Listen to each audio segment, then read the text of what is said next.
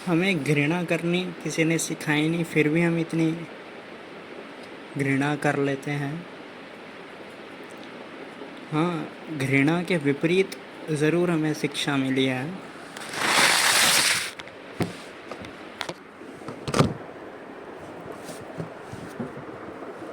जैसे कि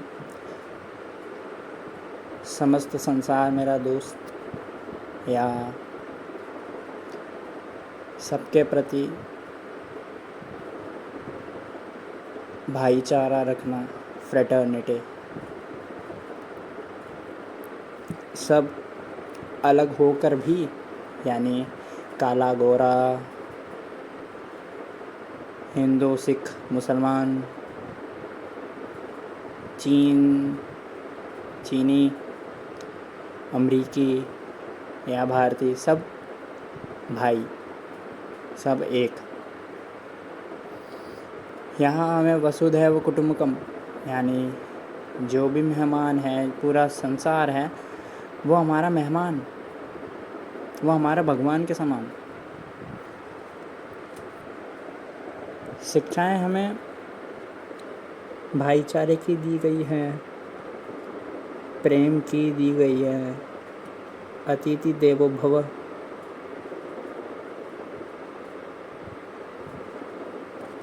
लेकिन घृणा हमें किसी ने सिखाई नहीं। और मालूम ये पड़ता है जब मैं समाज में जाता हूँ, और या जब मैं कोई समाचार न्यूज़ देखता हूँ, घृणा की ही तस्वीरें आती हैं, घृणा ही देखने को मिलती है। वहाँ हेट स्पीच को लेकर शिकायत दर्ज हो जाती है पुलिस में। कहीं घृणा इतनी प्रबल हो जाती है कि हिंदू मुसलमान दंगे हो जाते हैं कहीं पर। और घृणा तो हमने सीखी नहीं, घृणा तो ना हमें सिखाई गई है। लेकिन फिर भी घृणा तुम्हारे अंदर पैदा कैसे हो जाती है? तुम अपने दोस्त के साथ दोस्ती ही करते हो, लेकिन एक समय के बाद फिर घृणा करने लग जाते हो। घृणा आगे पैदा कैसे हो जाती है?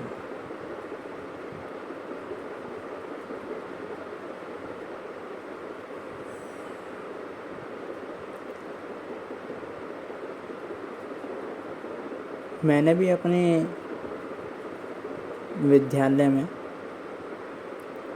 जब मॉरल वैल्यूज़ का एक सब्जेक्ट होता था, उसमें भी घृणा मैंने नहीं सीखी कभी। हेट्रेड वगैरह नहीं सिखाया गया हमें। मॉरल वैल्यू सिखाई गई है कि मोरालिटी,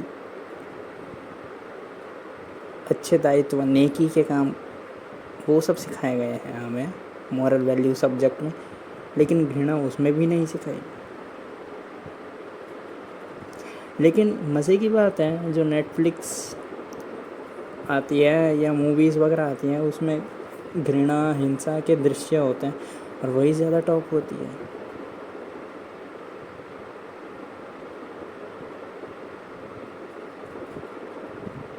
और वही दूसरी तरफ जहाँ संगीत, जहाँ प्रेम पूर्वक संगीत या नाचने के जो म्यूज़िक वीडियोस आते हैं, उनके खिलाफ प्रोटेस्ट हो जाता है, प्रचार प्रसार हो जाता है उनके खिलाफ।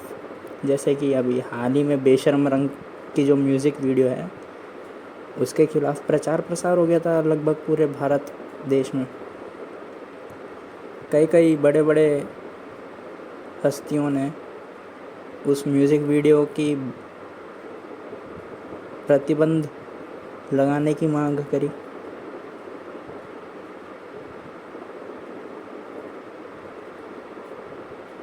जहाँ प्रेम, जहाँ संगीत, जहाँ हंसी मजाक होता है, अक्सर मैंने देखा है कि समाज उसके खिलाफ हो जाता है, लोग उसके खिलाफ हो जाते हैं। एक कॉमेडियन है मुनावर फारूकी, मैंने कई बार अखबारों में पढ़ा है कि उसके बेंगलोर में एक शो उसका कैंसिल कर दिया गया था। जब एक मनुष्य दूसरों को हंसाने के लिए चुटकुले सुना रहा है और दूसरे एकदम खुलकर हंस रहे उसके चुटकुलों पर, उसका शो ही बैन कर देते हैं, कैंसिल कर देते हैं, रद्द कर देते हैं। समाज हंसने के भी खिलाफ है। विरोधाभास आप देखते हैं। समाज हंसने की शिक्षा देता है, प्रेम की शिक्षा देता है, भाईचारे की शिक्षा देता है, खुशी से साथ रहने की शिक्षा देता है। लेकिन जब ग्राउंड रियलिटी की बात आती है, प्रेम, खुशी से नाचना कूदना, हंसना खुलकर, तब समाज इसके खिलाफ हो जाता है, लोग इसके खिलाफ हो जाते हैं।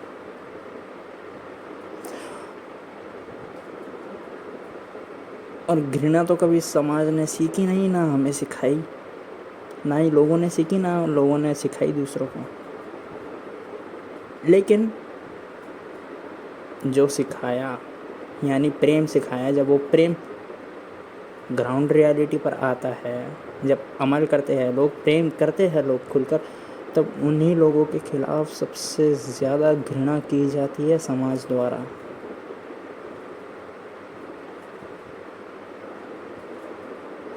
घृणा एक ऐसी चीज़ है जो आपको सिखाई भी नहीं जाती, फिर भी आपके अंदर पैदा हो जाती है।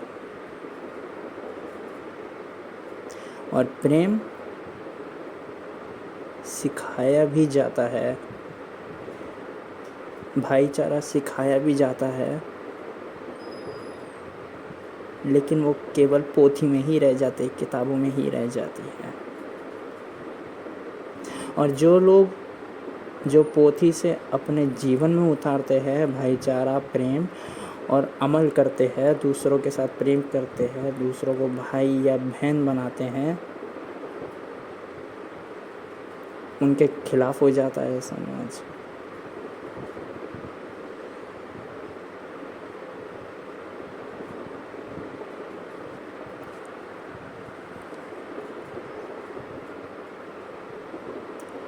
मेरा एक दोस्त था क्या है, अभी ज़िंदा है, उसको एक नाम दे देते हैं क। ये एक इमेजिनरी नेम है, उसका असली नाम मैं लेना नहीं चाहता। क। रोज़ उसके पापा उसे सुबह पाठ पढ़ाया करते थे कि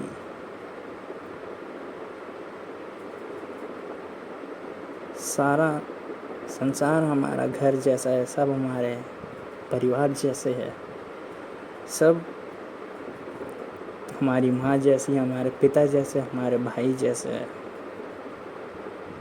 हमारी बहन जैसे है।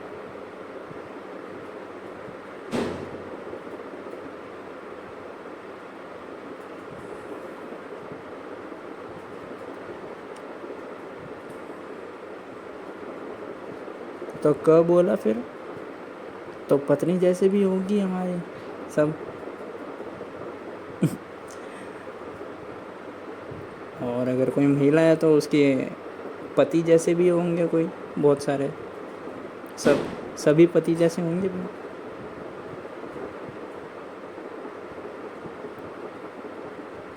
वहीं पे क को छोटा था बड़ा, तो चाटा मार दिया पिताजी ने।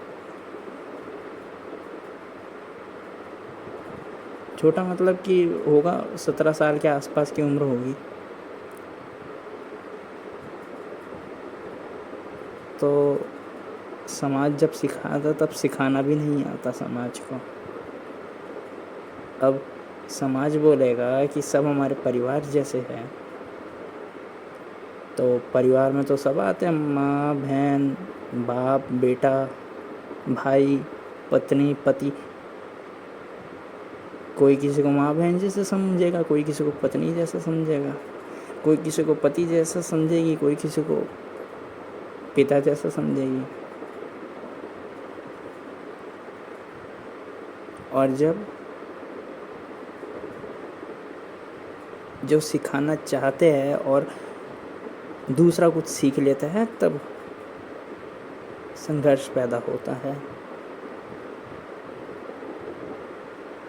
तब हिंसा आती है। जैसे क को सिखाना चाह रहे थे कि सब परिवार जैसे है, घर जैसे है, बहन जैसे है, माँ जैसे, वो क ने सीख लिया। जब परिवार जैसे है तो पत्नी जैसी भी होनी चाहिए, और वहीं पे उसके पिता ने उसे चाटा मारा।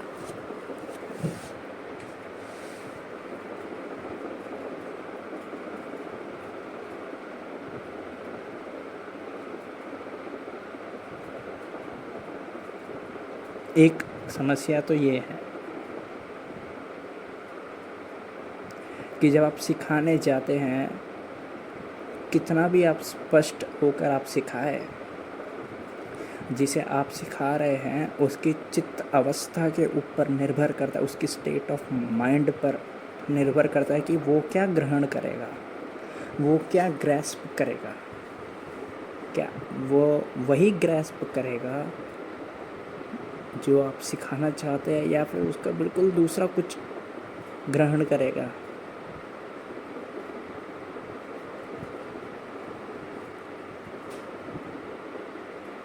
और दूसरी बात, अगर एज इट इज़ ज्यों के त्यों ग्रहण कर लिया और अगर उसे अमल में लाया, जैसे फिर एक दिन ईद हो गई थी, हिंदू था, तो एक दिन ईद हो गई थी तो अपने दोस्त के घर गया था, वो इनविटेशन मिला था, वो मुसलमान था, सेवैया खाने गया था। ईदी के नाम पर उसे सेवैया मिली थी, तो गया। फिर वो जब आकर बोला कि पिताजी उससे पूछे कि कहाँ गए थे, तो बोला कि सेवैया खाने गया था, ईद थी आज, मेरा दोस्त मुसलमान है, भाई जैसा है मेरे, आपने सिखाया था ना सब भाई जैसे है। तो उसके पिता का स्वाभाविक था कि मुंह बन गया, ऐसे कैसे चले गया तू।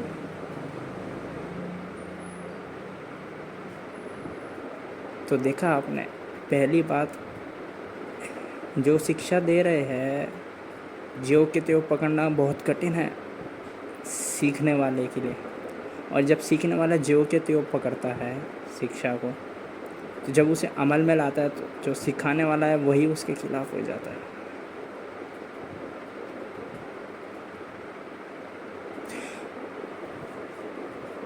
कभी कभी तो ऐसा लगता है कि घृणा ज़्यादा असली है, प्रेम ज़्यादा नकली है। जो जितना सिखाया जाता है, जिसका जितना प्रचार प्रसार होता है, प्रेम जितना सिखाया जाता है, भाईचारा जितना सिखाया जाता है, वो उतना ही नकली हो जाता है। और जो कभी नहीं सिखाया जाता वही सबसे ज़्यादा असली होता है। कभी आपने देखा कि आपके दोस्त के साथ जब लड़ाई हो जाती है तो पूरे दिलो जान से आप घृणा करते हैं, खिलाफ हो जाते हैं, गाली बकते हैं, मारने लग जाते हैं, क्रोधित होकर एकदम घृणा करने लगते हैं। लेकिन वही दूसरी तरफ अगर आपको बोल दिया जाए कि ये लड़की आपसे प्यार करती है, तो संदेह तो उठेगा कि दूसरे लड़के के साथ भी ऐसा तो नहीं करती होगी जैसे मेरे साथ करती होगी। प्रेम में अक्सर संदेह उठ जाता है लोगों के भीतर, लेकिन घृणा में एकदम असली होते हैं, घृणा करने में, दुश्मनी निभाने में।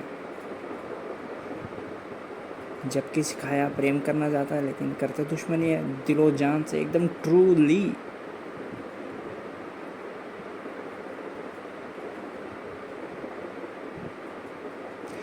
कॉन्फ्यूशियस चीन में एक बहुत सद्पुरुष हुआ, बहुत ख्याति थी, एकदम मॉरल व्यक्ति माना जाता था, पुरुष, जेंटलमैन। चीन के अंदर सही क्या है गलत क्या है एकदम सही कार्य करता था हमेशा। घृणा नहीं करनी, घृणा नहीं करता था, हिंसा नहीं करनी, हिंसा नहीं करता था, झूठ नहीं बोलना, झूठ नहीं बोलता था। तो एक बार कन्फ्यूशियस गया लाओ त्से के पास, ये मैंने ओशो से सुनी है। लाओ त्से भी एक ज्ञानी पुरुष हुआ, सद्पुरुष हुआ, ये तो कॉन्फ्यूशियस के लिए बोलना ज़्यादा सही रहेगा। ज्ञानी व्यक्ति हुआ। ज्ञानी व्यक्ति और सद्पुरुष में यही फ़र्क होता है। सद्पुरुष मॉरलिटी पर चलता है, ज्ञानी व्यक्ति ज्ञान हासिल कर देता है, एकदम एनलाइटनमेंट। तो कन्फ्यूशियस गया लाओत्से के पास, तो लाओत्से ने पूछा कि आप प्रचार प्रसार क्यों नहीं करते कि चोरी ना करे, झूठ ना बोले, हिंसा ना करे। आपकी बातें इतनी मानते हैं लोग, आपका इतना नाम है गांव में, देश में, फिर भी आप प्रचार प्रसार क्यों नहीं करते कि झूठ ना बोले, चोरी ना करे, व्यभिचार ना करे। तो लाओत्से बोला, तुम जैसे लोगों के कारण ही चोरियाँ बढ़ती है, व्यभिचार बढ़ता है, हिंसा बढ़ती है, और हिंसा नज़र में आती है, व्यभिचार नज़र में आता है, चोरी नज़र में आती है, क्योंकि तुम जैसे लोग ही सिखाते हैं कि सही क्या है, गलत क्या है। जहाँ तुमने कसौटी खड़ी कर दी सही गलत की, वही तुम्हें विपरीत भी दिखेगा। अगर सही दिखेगा तुम्हें तो विपरीत भी दिखेगा किसी में। मेरा वो धंधा नहीं है, मैं कोई कसौटी ही नहीं खड़ी करता। मैं कभी कुछ कहता ही नहीं कि ये कृत्य चोरी का है या ये कृत्य हिंसा का है। मैंने कसौटी ही खड़ी नहीं करी, तो सही किसको बोलेंगे और गलत किसको बोलेंगे, बताना ज़रा। तुम सत्पुरुष हो सकते हो क्योंकि तुमने कसौटी खड़ी कर दी और तुम अपनी कसौटी पर खड़े उतरे, लेकिन मैं सत्पुरुष नहीं हूँ। मैंने कसौटी खड़ी नहीं करी, ना ही किसी की कसौटी पे मुझे खड़ा उतरना है।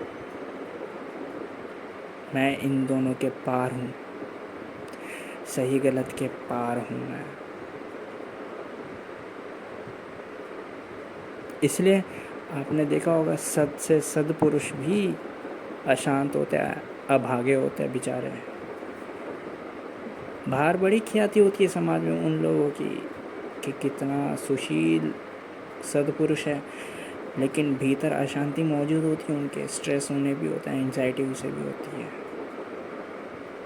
ज्ञानी पुरुष भीतर देखता है, भीतर शांति की तरफ नज़र होती है ज्ञानी पुरुष की। सद्पुरुष की बाहरी रूप से सही होना होता है, नैतिक होना होता है। इसलिए कन्फ्यूशियस बहुत नैतिक व्यक्ति था, लेकिन ज्ञानी व्यक्ति नहीं था। लेकिन लाओत्से ज्ञानी व्यक्ति था, शांत पुरुष था।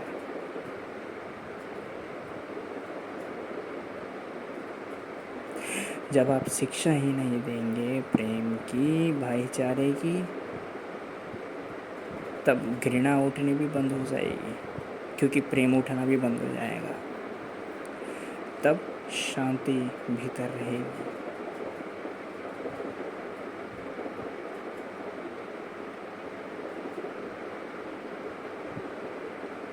तब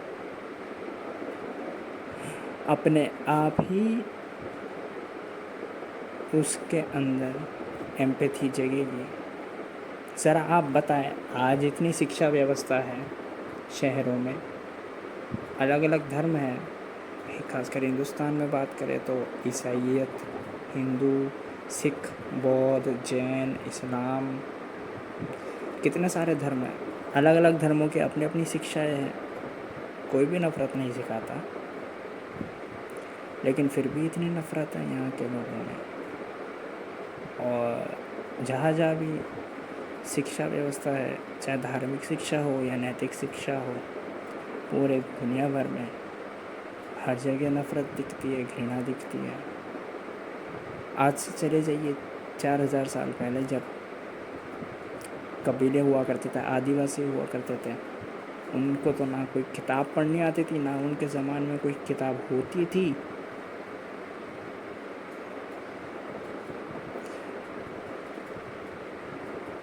तो जब शिक्षा ही नहीं दी जाएगी एक व्यक्ति को, प्रेम की, भाईचारे की, सही से रहने की एक साथ, तो क्या एक दूसरे का दुश्मन हो जाएगा? अगर आज से 3-4 हज़ार साल पहले आदिवासी जिसको शिक्षा नहीं मिलती थी क्योंकि पढ़ना ही नहीं आता था भाईचारे की, प्रेम की, तो वो तो कब के एक दूसरे के दुश्मन हो जाते थे और अब तक ख़त्म कर दिए होते एक दूसरे को, और इंसानियत 4,000 साल पहले ही ख़त्म हो जाती है। आज हम ना जिंदा होते हैं। लेकिन आज भी जितनी भी आदिवासी कबीले हैं अमेज़न के अंदर, ब्राज़ील में, वहाँ पे बलात्कार ना के बराबर होता है, मर्डर ना के बराबर होते हैं। क्यों? क्योंकि शायद उनको शिक्षा नहीं दी जाती कि सही क्या है, सही क्या है, क्या करना चाहिए जो कि सही माना जाएगा और क्या नहीं करना चाहिए, और अगर करने पर वो गलत माना जाएगा। और जैसे ही आप एक शिक्षा दे देते हैं एक व्यक्ति को, तो उसके अंदर तनाव पैदा हो जाता है, एक गिल्टी फीलिंग पैदा हो जाती है। जब उसे सिखाया जाता है कि ये करने पर आप पापी होंगे, आप गलत कर रहे होंगे, तब उसके अंदर तनाव हो जाता है। जैसे उसके अंदर उसका विचार तक आता है उस कार्य का, और जब तनाव पैदा होता है, तनाव ही आगे जाकर घृणा का रूप लेता है। इस तरह से जब घृणा सिखाई भी नहीं जाती, फिर भी घृणा पैदा हो जाती है अपने आप।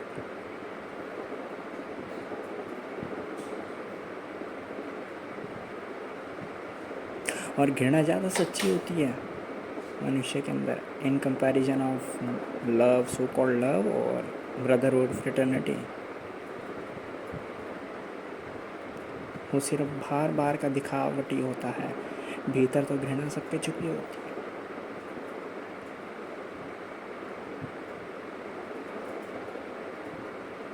तो घृणा अगर हकीकत में मिटानी हो, तो जो अच्छा है, जो प्रेम पूर्वक है, जो भाईचारा है, उसकी शिक्षा देना भी छोड़ देना।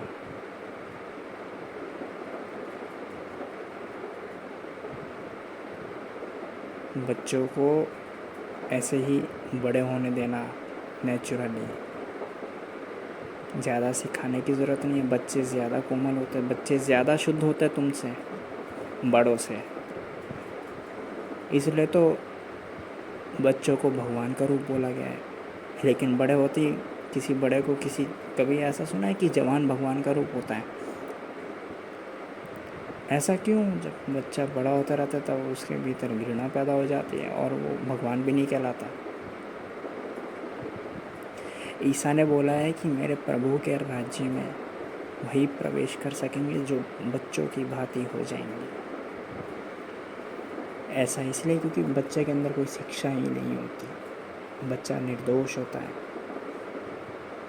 बच्चा शांत, एकदम खाली चित्त, एम्प्टी माइंड होता है।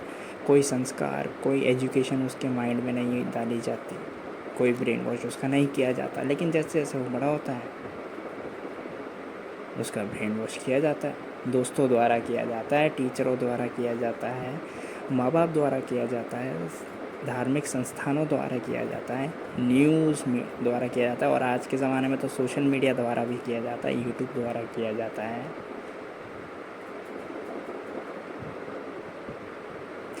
इसलिए जवान होते ही वो भगवान नहीं कहलाता, निर्दोष भी नहीं रह जाता।